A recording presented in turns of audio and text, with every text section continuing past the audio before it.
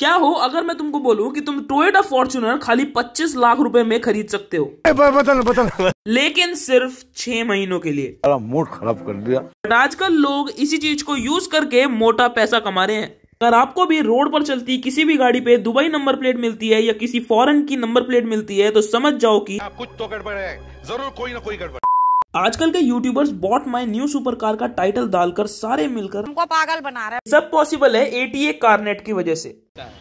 समझाता हूँ। ये एक तरीके का मर्चेंट पासपोर्ट होता है, या सिंपल शब्दों में कहो तो ये किसी भी गाड़ी का या बाइक का या किसी भी इलेक्ट्रॉनिक आइटम का पासपोर्ट होता है, जो कि बनाया जाता है ये शो करने के लिए कि ये आइटम दूसरी कंट्री में शिप होने जा रहा है और थोड़े टाइम के बाद वापस से रिटर्न कर दिया जाएगा।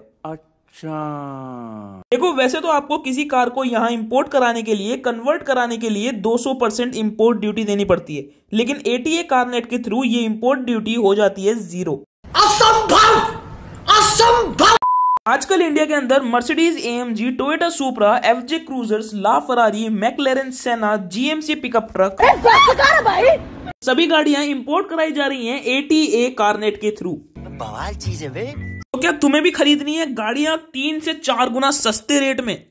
अरे हाँ भाई हाँ, तो आ जाओ, मैं बताता हूँ तुम्हें स्टेप बाय स्टेप प्रोसेस। अभी मजा आएगा ना भिड़ो। तो भाई ये हम समझेंगे रोल्स रॉयस गोस्ट का एग्जांपल लेके। जैसे कि आप देख सकते हो इंडिया में यूज्ड रोल्स रॉयस गोस्ट मिल रही है कम से कम 3.6 CR के आसपास की। अब अगर तुम यही मॉडल यानी रोल्स रॉयस गोस्ट 2015 खरीदते हो दुबई से तो तुमको ये पड़ती है 6 लाख दिरहम की, जो कि कन्वर्ट करके बनता है इंडिया का 1.2 CR। पहले तो आपको एटीए कारनेट यूज करने के लिए इसके डॉक्यूमेंट जो चाहिए वो देखना पड़ेगा। जैसे फॉर एग्जांपल हम दुबई से इंपोर्ट कर रहे हैं तो हमको चाहिए होगी एमिरेट आईडी। इसी के साथ साथ हमको एक कारनेट फॉर्म फिल करना पड़ेगा जिसकी फीस होगी 50,000 से 1 लाख रुपए तक। फॉर्म की नहीं, मतलब टोटल कारनेट की जो शिप करवा रहा है आपकी गाड़ी। इसी के साथ आपको चाहिए एक इंटरनेशनल ड्राइविंग लाइसेंस और एक नॉर्मल वाला ड्राइविंग लाइसेंस, जिससे उनको पता तो चल सके कि आपको आती भी है कि नहीं। इसके बाद जब आप गाड़ी इंडिया लेके आओगे तो आपको एक इंश्योरेंस की भी जरूरत पड़ेगी, क्योंकि अगर ठुक भी गई तो आप थोड़ी ठीक करवाओगे।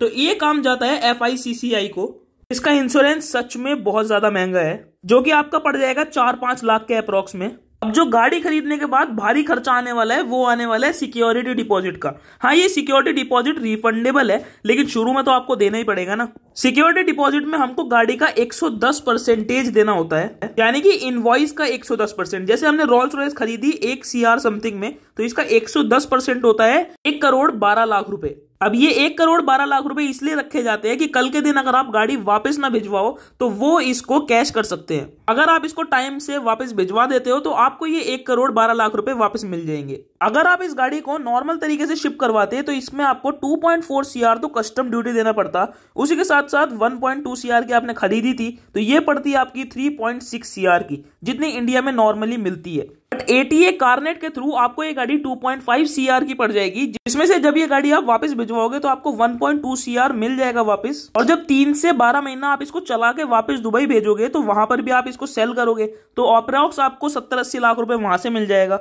ये मान के चलो कि 20-30 लाख रुपए में आपको मस्त रोल्स रॉयस 1 साल के लिए चलाने के लिए मिल गई। ये जो बड़े यूट्यूबर्स होते हैं वो इन 20-30 लाख रुपए को 1 महीने के अप्रॉक्स में कवर कर लेते हैं। तो समझ गए कैसे ये यूट्यूबर्स हम सबके साथ स्कैम करते हैं और हमको बताते हैं कि हमने नई गाड़ी खरीद ली और 6 महीने में उसको वापस रिटर्न करके बेच देते हैं। तो इसलिए कहते हैं किसी का अंधभक्त नहीं बनना चाहिए, थोड़ी बहुत रिसर्च कर लेनी चाहिए। और ये सब इन्फॉर्मेशन देने के लिए हम यहाँ पर बैठे हैं, तो आप इस चैनल को सब्सक्राइब कर सकते हो, क्योंकि ऐसी इन्फॉर्मेशनल वीडियोस हम इस चैनल पे डालते रहते हैं। और वीडियो को लाइक कर लेना और कमेंट करके बताना सबसे बेस्ट सीन कौन सा लगा वीडियो में। मिलते हैं ऐसी किसी बढ़िया सी वीडियो में, तब तक के लिए stay awesome, stay safe, bye bye.